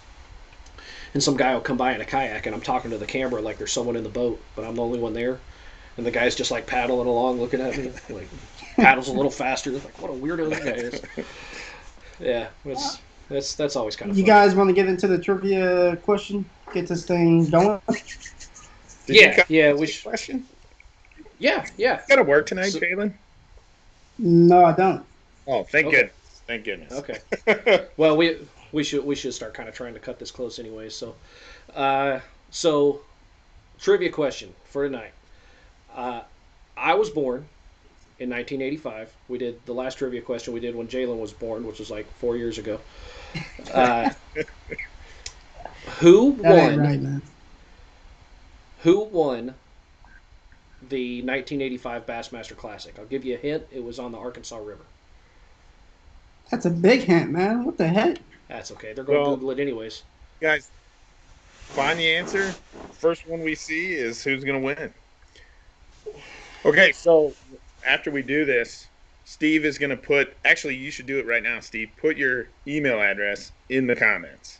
Yeah, I'll just do that. I'll do that. And then whoever wins, email Steve. And Steve will get you your stuff. Man, I'm going to type in an answer because no one's typing them in yet.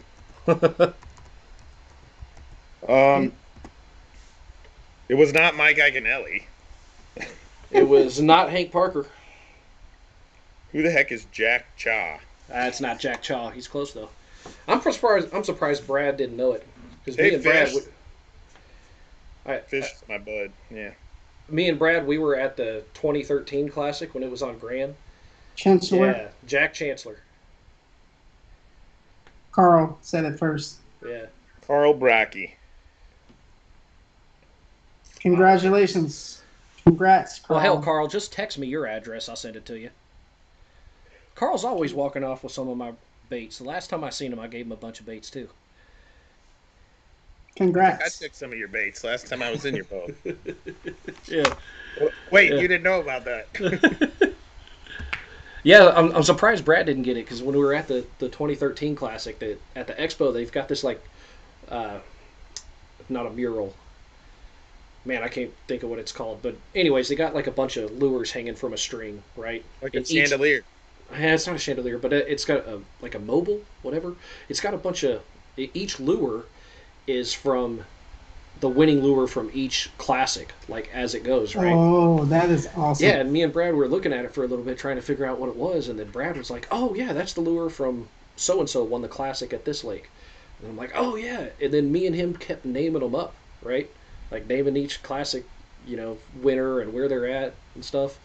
And I didn't know it, but we kind of gathered a crowd that was kind of around us, and they're all just like listening to us go until me and Brad finally got stumped and we couldn't figure out what it was. And then the guys were like, "Yeah, that was awesome. That was pretty cool." And then it just dawns on me how much of a nerd I am for tournament fishing. Like, man, why can't I apply this same knowledge and study for a class or something? Like, I can't. Exactly. It's all about what you I can like. tell you who won the 1985 Classic on what lure, but I can't tell you, what the square root of 5 is or whatever. Yeah, I don't even think, is there a square root of 5? Probably not. Nah, That's how much I don't think so. Listen, man, I catch bass and I make sure planes don't do The this. square root This is of what I do. 25 That's what I do. is 5. Okay. Yes. Yeah, there we go. There you go. You're an I air think- traffic controller, dude. Come on. I think Steven's getting a little tired. Listen, Or air traffic control, I don't need to know numbers. I need to That's right. not run No airplanes math into each other. Yeah. No That's math true. necessary. Big sky, little plane works out really well. Just go here. Yeah. Well, guys, we are right at about 2 hours on this live stream, so I think we're going to go ahead and go start wrapping this up. So, what I'd like you guys to do, head on over to Chris and Jalen's channels, and it's Chris's Midwest Bass Hunter, Jalen's Bay Boy Bassin. Head on over there, go give them a subscribe, check out some of their videos. You definitely got to check out Jalen's video of that 9-pounder he caught. That was the raw emotion in that is the reason we all watch these videos. It was a great video. It was so good. It was so good. If nothing else, watch a couple videos before of when he got his kayak and watch his tiny ass almost fall out of it. Those are pretty great too. Yeah. And then Chris's videos. If there's any one video I can say of Chris's, it was back in the spring too when he was on one of the. I don't know if that was a borrow pit or not, but yeah, it was a borrow pit and it was a borrowed kayak. I was on a pink kayak. Yeah, he was catching wow. tanks on a topwater. God, I don't remember. Do you remember the title of that video? The video was called "This Lure Catches Giant Bass," and then it was the Strike King Poppin' Perch. Yeah. Nice. You guys got to go check that out. Thanks for the shout out, Steve. Yeah, thank you. Yeah. And make sure you guys, you know, if you guys have not already, subscribe to Steven's channel as well, because you know we're all in this together, and yeah, we love fishing, and this guy does a lot of teaching, and you guys will learn a lot tournament fishing. So make sure you check him out too. I mostly just say a lot, and yeah, and so Like, say a lot of that. Yeah. So if you guys weren't here in the beginning, Steve talked about we're going to try and do these every couple of weeks or at minimum once a month, but we're going to rotate it around through the channel. So I was the guinea pig in the first one, and it was pretty ugly, but Steve went this time, and it went a little better, although not great. I think I got it figured out now, though. So Jalen is going to screw it up a couple of weeks from now. So go over to Bay Boy Bassin and subscribe so you get the that way when he sets up the live stream, you guys will see the little reminder or whatever. You got it. Thank you guys. Appreciate you guys. Yeah. Thank you guys. Thanks, guys. We will see you guys next time.